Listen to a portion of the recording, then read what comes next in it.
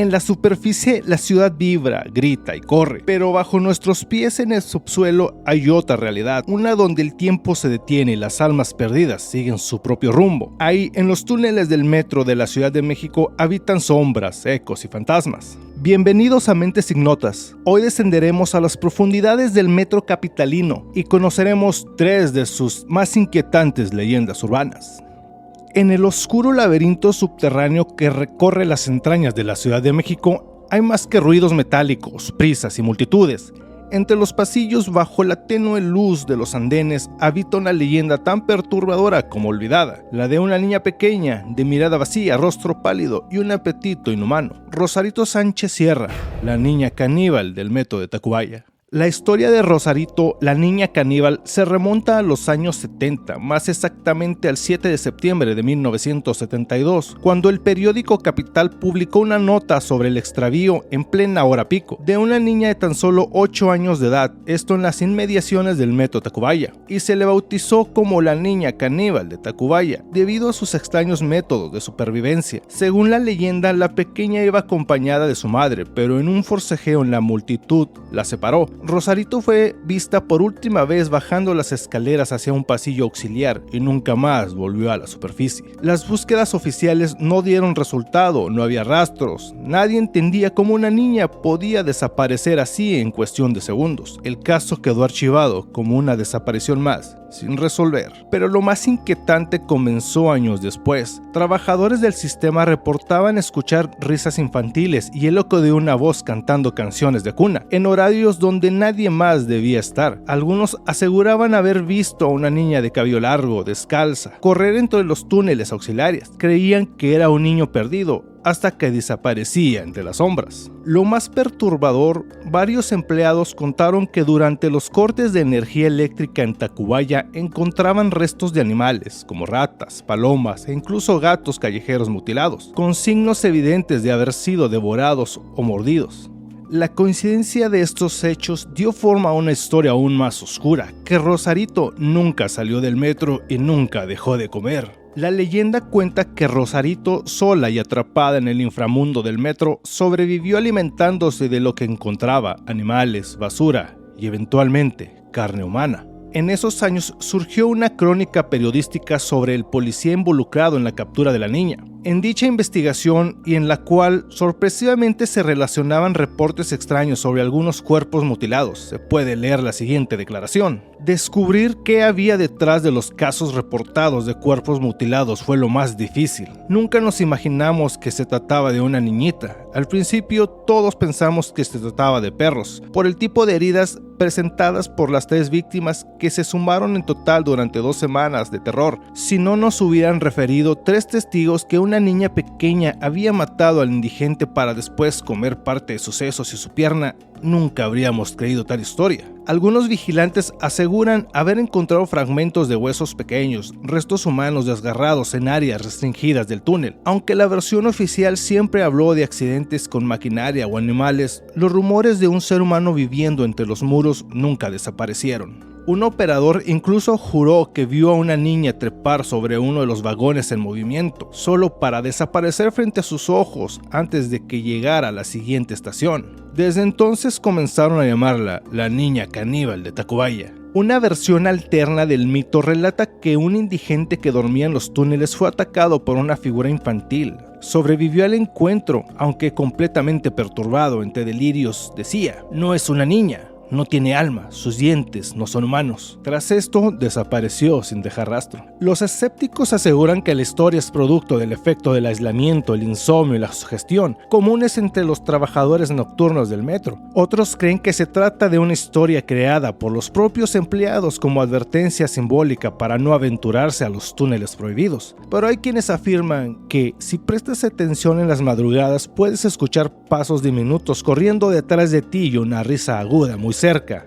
aunque estés solo. Una presencia femenina que deambula entre vagones, aparece en túneles y se manifiesta ante quienes menos lo esperan. La estación Panteones, ubicada en la línea 2 del metro Cuatro Caminos tasqueña, fue inaugurada en 1984. Su nombre no es casualidad. Está situada entre cementerios reales, el Panteón Español, el Panteón Francés, el Panteón Americano y otros más pequeños. Es literalmente una estación construida entre los muertos. Muchos dicen que desde su construcción comenzaron a suceder cosas extrañas, herramientas que desaparecían, sombras que se movían solas, ruidos inexplicables y un ambiente frío e inquietante, aún en los días más calurosos. La figura más reportada es la de una mujer vestida de blanco, a veces con lo que parece ser un vestido de novia. Usuarios y trabajadores del metro aseguran haberla visto parada al borde del andén, mirando hacia las vías, inmóvil, silenciosa, y en el momento en que uno pestañea, desaparece. Vi a una mujer de blanco en el túnel, pensé que alguien se había colado. Frené el tren, bajamos a buscarla y no había nada, solo una neblina leve y ese olor extraño como flores marchitas. Testimonio anónimo de un operador del metro. Algunas teorías dicen que es el espíritu de una mujer que fue enterrada en uno de los panteones cercanos y cuya alma no puede descansar. Otras versiones cuentan que murió esperando a su prometido, quien falleció antes de la boda y desde entonces vuelve cada noche buscando el tren que la lleve hacia él. Hay quienes aseguran que la estación misma actúa como un portal, una zona limitada donde las almas se pierden entre el mundo de los vivos y el más allá. Guardias nocturnos aseguran que la estación es especialmente inquietante cuando está vacía. Se escuchan pasos que no corresponden con nadie presente, portazos en cuartos cerrados, risas lejanas y en ocasiones el sonido de un tren que nunca llega. Un operador de mantenimiento afirma haber visto a la mujer de blanco subir a un vagón vacío y cuando lo revisó minutos después no había nadie. Pero el aire estaba helado y su radio dejó de funcionar por varios minutos. Vi una figura blanca en un túnel justo antes de que el tren llegara. Pensé que se había lanzado, pero el conductor no frenó. Corrí a avisar y me dijeron que ahí siempre se aparece algo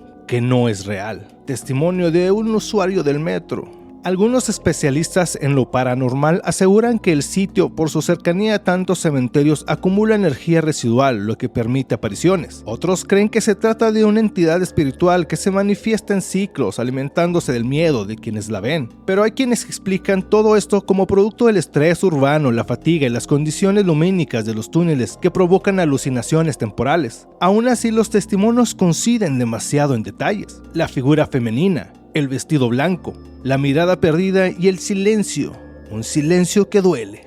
El sistema de transporte colectivo Metro nunca ha dado una declaración oficial sobre estos fenómenos, pero entre los trabajadores es bien sabido que Panteones es una estación pesada. Muchos se niegan a trabajar turnos nocturnos ahí. Quienes lo hacen llevan rosarios, amuletos o hacen oraciones antes de comenzar su jornada. Incluso hay reportes de operadores que solicitan evitar paradas prolongadas en esa estación durante la noche. ¿Es solo una leyenda urbana o un secreto a voces que las autoridades prefieren no reconocer? El metro de la Ciudad de México mueve millones de personas al día, pero entre sus pasillos también existen rutas olvidadas, puertas selladas y estaciones que no aparecen en ningún mapa. Estaciones que fueron construidas pero jamás abiertas, túneles que no llevan a ningún sitio oficial, pasillos secretos, accesos restringidos y rumores de experimentos, control social y hasta actividad paranormal. El sistema de transporte colectivo Metro fue inaugurado en 1969 y hoy cuenta con más de 200 kilómetros de vías y 195 estaciones distribuidas en 12 líneas. Pero, ¿y si te dijera que algunas estaciones fueron construidas y después clausuradas sin explicación? ¿Y si debajo del metro público existiera un metro secreto? Uno de los relatos más populares asegura que entre las estaciones Tacuba y Panteones, en la línea 2, el tren disminuye su velocidad como si pasara por una estación que no está en los mapas. Usuarios han reportado ver estructuras similares a andenes por las ventanillas con paredes cubiertas y sin iluminación. Algunos aseguran haber visto grafitis recientes, señal de que alguien ha estado ahí.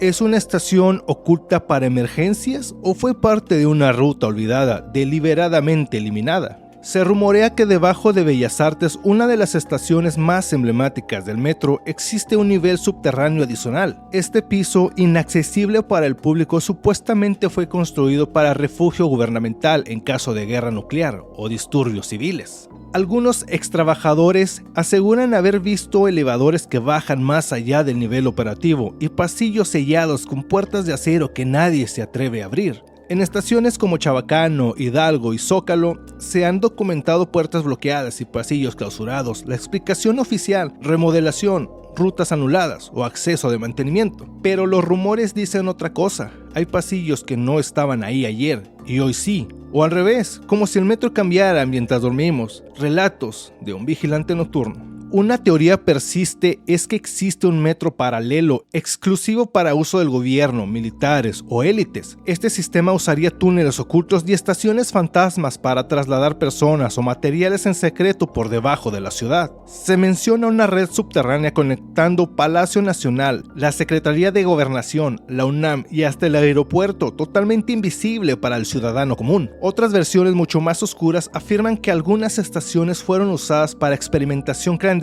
o pruebas sociales y psicológicas. Una leyenda urbana sostiene que en los 80s hubo trenes de prueba que nunca salieron a la luz y que algunos voluntarios enviados a exploraciones subterráneas nunca regresaron. Un ex operador entrevistado anónimamente afirmó: una vez el tren se detuvo por un fallo eléctrico entre dos estaciones. Bajamos a pie por las vías y al doblar una curva vimos una estructura completa con letreros sin nombre y escaleras llenas de polvo. Nadie nos dijo qué era, solo nos dijeron: eso no existe. Usuarios también han compartido experiencias inquietantes. Trenes que frenan sin motivo en lugares donde no hay nada, puertas que se abren hacia pasillos vacíos, personas que han escuchado pasos o voces en túneles cerrados. Yo trabajé en limpieza nocturna. Hay una puerta en la estación Zócalo que siempre está cerrada con candado. Una vez la encontré entreabierta y escuché que alguien lloraba del otro lado. Cuando abrí, no había nadie. Testimonio anónimo. ¿Y si la ciudad tiene una segunda ciudad debajo? Una que solo unos pocos conocen. ¿Y si caminamos todos los días sobre secretos que podrían cambiar nuestra percepción del poder, la historia y la realidad? Quizás algunas estaciones no están vacías, sino esperando a que alguien las vuelva a abrir. Y quizá en lo profundo del sistema no solo hay trenes, sino algo más. Muchísimas gracias por haber llegado hasta el final del video. Te agradecería muchísimo si compartes el contenido, me dejas un comentario, un like y qué piensas acerca de estas teorías sobre el metro de la Ciudad de México. Los viernes estamos en Anocheciendo en Tatooine Podcast por Enigma 1300 AM, Radio Mexicana Nuestras Noticias, hablando de estos temas paranormales que nos apasionan. Y recuerda, ¿qué sería de esta simulación sin una buena conspiración?